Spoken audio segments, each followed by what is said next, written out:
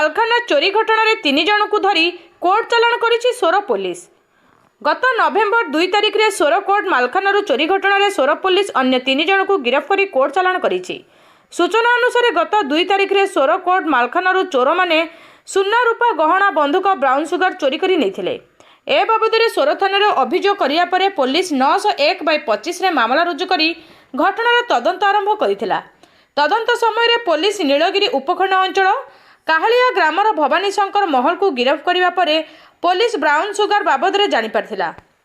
ଫଳରେ ସଦର ଏସଡିପିଓ ଶୁଭ୍ରାଂଶୁ ଶେଖର ନାୟକ ଏବଂ ଥାନାଧିକାରୀ ମୁକୁନ୍ଦ ମୁରାରୀ ପାତ୍ରଙ୍କ ନେତୃତ୍ୱରେ ଏକ ଟିମ୍ ଗଠନ କରି ବିଭିନ୍ନ ସ୍ଥାନରେ ଚଢ଼ାଉ କରିଥିଲେ।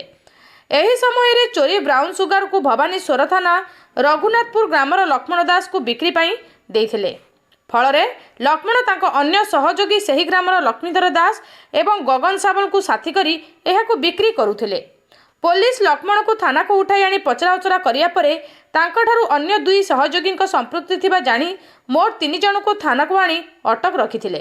ଏ ବାବଦରେ ପୋଲିସ ଅନ୍ୟ ଏକ କେସ୍ ନମ୍ବର 963/25ରେ ମାମଲା ରୁଜୁ କରି ତାଙ୍କ ନିକଟରୁ 505 ଗ୍ରାମ ବ୍ରାଉନ ସୁଗାର ଜବତ କରିବା ସହିତ ସମସ୍ତଙ୍କୁ ଗିରଫ କରିଥିଲେ। ଜବତ ବ୍ରାଉନ ସୁଗାରର ମୂଲ୍ୟ 50 ଲକ୍ଷ ହେବ ବୋଲି ସୂଚନା ମିଳିଛି। ତେବେ ପୋଲିସ ସୋର ମେଡିକାଲରେ ସମସ୍ତଙ୍କ ଡାକ୍ତରୀ ମାଇନା ପରେ ସମସ୍ତଙ୍କୁ